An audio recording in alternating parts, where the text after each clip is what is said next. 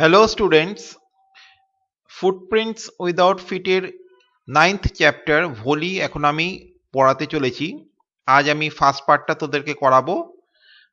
আমি খুব সহজভাবে বোঝাচ্ছি। আই ডু হোপ যেমন তোদের কোনো ক্লাসই বুঝতে অসুবিধা হয় না, এই ক্লাসটা বুঝতে কোনো সমস্যা হবে না। Let's begin. Her name was Sulekha, but since her childhood everyone had been calling her Bholi, the simpleton. Simpleton কথা মনে হচ্ছে someone who is very simple, okay, very innocent. She was the fourth daughter of Nambadhar Ramlal. When she was 10 months old, she had fallen off the cot, বিছানা থেকে পড়ে গেছিল, on her head, and perhaps it had damaged some part of her brain. That was why she remained a backward child and came to be known as Voli the simpleton. অন্যরা আর কি মানে অনেক advanced হয়ে গেল আর কি মানে ওর ভাই বোনেরা, ও একটুখানি ভোলে ভালা ছিল। At birth the child was very fair and pretty. খুব সুন্দরী ছিল, খুব ফর্সা ছিল। But when she was 2 years old she had an attack of smallpox.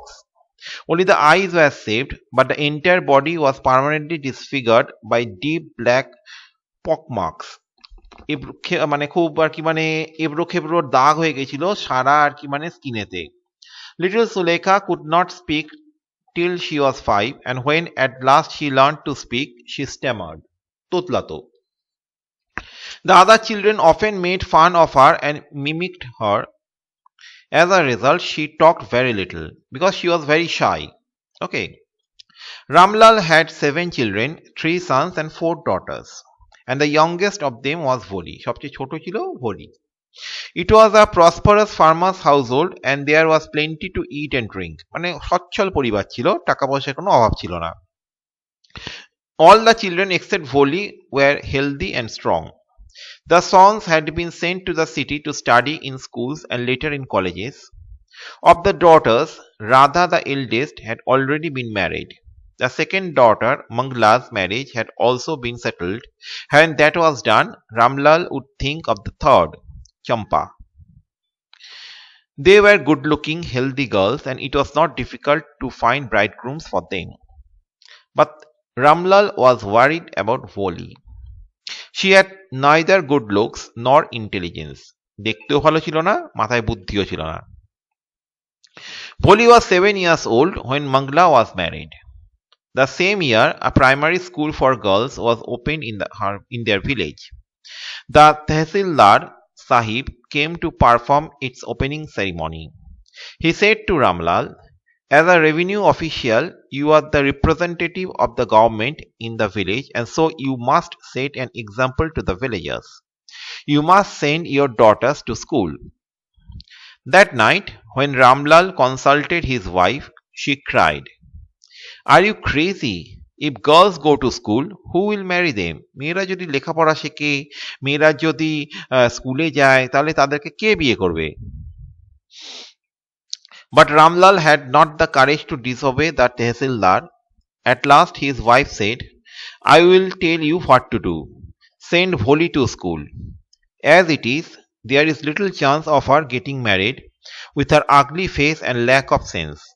Let the teachers at school worry about her. স্কুলের টিচারদেরকে ওকে নিয়ে চিন্তা করতে দাও, আমাদের ঘাট থেকে বোঝা নামাও। আশা করি ফার্স্ট পার্টে কোনো সমস্যা নেই। আমি এখন পার্ট 2টা তোদেরকে পড়াতে চলেছি। The next day, Ramlal caught Voli by the hand and said, come with me, I will take you to school.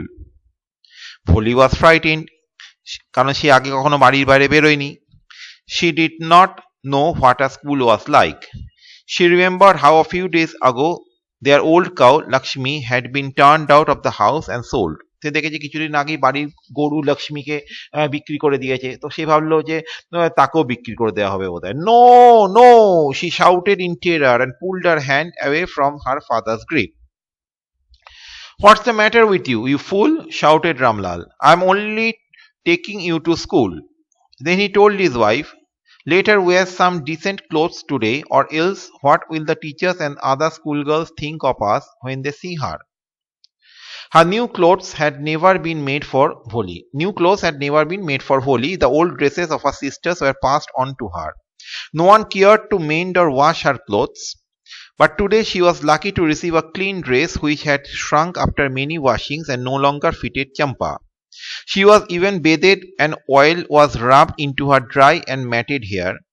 Only then did she begin to believe that she was being taken to a place better than her home. When they reached the school, the children were already in their classrooms. Ramlal handed over his daughter to the headmistress. Left alone, the poor girl looked about her with fear-laden eyes. ভয় ভয় চোখে চারিদিকে তাকাচ্ছিল। There were several rooms and in each room girls like her squatted on mats. ঠিক মাদুরের ওপর মেয়েরা বসেছিল। তখনকার দিনে ডেস্ক হতো না, বেঞ্চেস হতো না, মাদুর পেতে বসতে হতো স্কুল ক্লাসরুমে। Reading from books on or writing on slates. The headmistress asked Bholi to sit down in a corner in one of the classrooms. Bholi did not know what exactly a school was like and what happened there, but she was glad to find so many girls almost of her own age present there. She hoped that one of these girls might become her friend. The lady teacher who was in the class was saying something to the girls, but Bholi could understand nothing. She looked at the pictures on the wall. The colors fascinated her. The horse was brown, just like the horse on which the Tehsildar had come to visit their village. The goat was black like the goat of their neighbor. The parrot was green like the parrot she had seen in the mango orchard. And the cow was just like their Lakshmi. And suddenly Bholi noticed that the teacher was standing by her side smiling at her. What is your name, little one? Bo, she could stammer no further than that. Then she began to cry and tears flowed from her eyes in a helpless flood. She kept her head down as she sat in her corner, not daring to look up at the girls who she knew were still laughing at her. When the school bell rang, all the girls scurried away out of the classroom. Scurried মানে হচ্ছে হুড়মুড় করে বেরিয়ে যাওয়া। But Bholi dared not leave her corner. Her head still lowered, she kept on sobbing. Sobbing means crying. Bholi! The teacher's voice was so soft and soothing. In all her life she had never been called like that. It touched her heart. Get up, said the teacher. It was not a command, but just a friendly suggestion. Bholi got up. Now tell me your name. Sweat broke out all over her whole body. Would her stammering tongue again disgrace her? For the sake of this kind woman, however, she decided to make an effort. She had such a soothing voice, she would not laugh at her. Bho, she began to stammer. Well done. The teacher encouraged her. Come on now, the full name. Bholi. At last she was able to say it and felt relieved as if it was a great achievement. অবশেষে প্রথমবার সে নিজের নামটা খুব ধীরে ধীরে চেষ্টা করে বলতে পারলো and it was a great achievement for her. Well done, the teacher patted her affectionately and said, মানে একটু থাবা দিল আদর করে এবং বললেন, put the fear out of your heart and you will be able to speak like everyone else. Bholi looked up as if to ask, really? Yes, it will be very easy.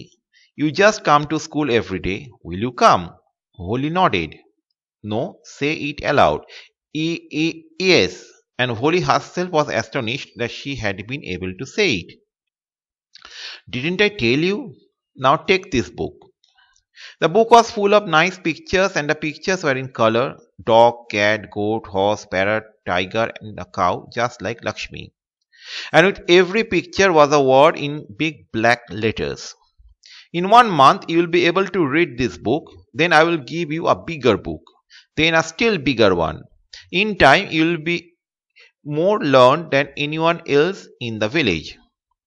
Then no one will ever be able to laugh at you. People will listen to you with respect and you will be able to speak without the slightest stammer. Understand? Now go home and come back early tomorrow morning. Bholi felt as if all the bells in the village temple were ringing and the trees in front of the schoolhouse had blossomed into big red flowers. Her heart was throbbing with a new hope and a new life. তো আশা করি এই first দুটো পার্টে তোদের কোনো problem হয়নি।